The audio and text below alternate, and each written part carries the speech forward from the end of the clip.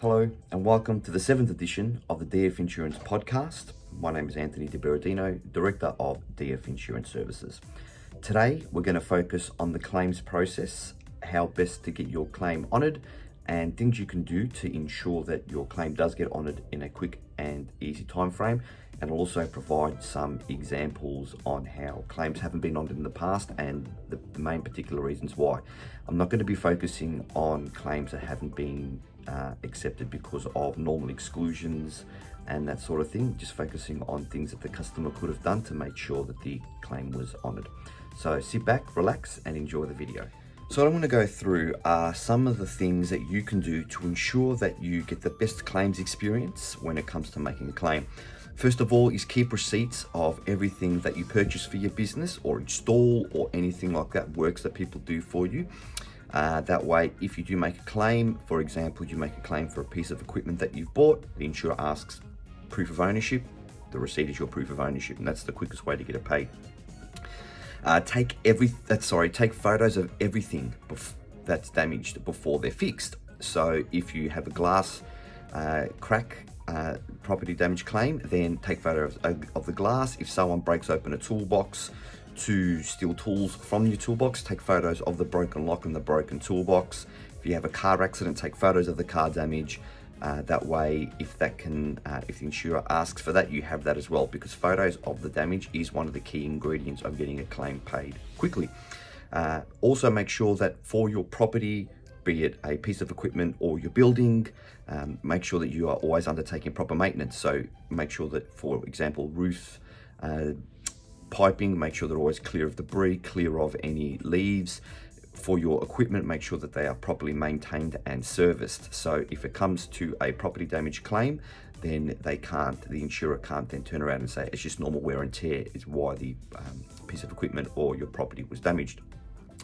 Notify your insurer straight away of any claim. This is very important. One of the clauses of your insurance contracts, and it is actually inside your PDS as well, is that you notify the insurer straight away of any potential claim.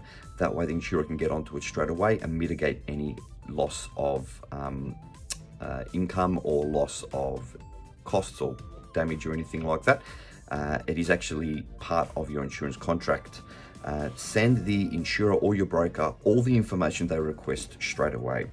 One of the things that do see claims denied quite a lot or take a lot longer than what they should is an insurer or myself will ask for a piece of information, a photo, claims history, proof of loss, a police report, and the insured doesn't get back to me for 3, 4, 5, 6 weeks.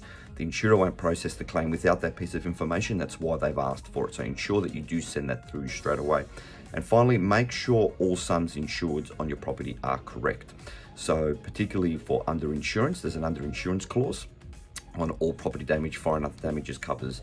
So make sure that if your building is worth $1 million, make sure you insure it for $1 million. Don't underinsure it to try save money. And I'll give you the reason why. The underinsurance clause is a vital part of all insurance policies, and all insurers have it, particularly in the property damage line of work and business interruption. And the best example I can make of this, for the sake of, say your building is worth $1 million and you choose to insure it for $800,000. Now the underinsurance clause kicks in at 80%. So say you insure it for $750,000.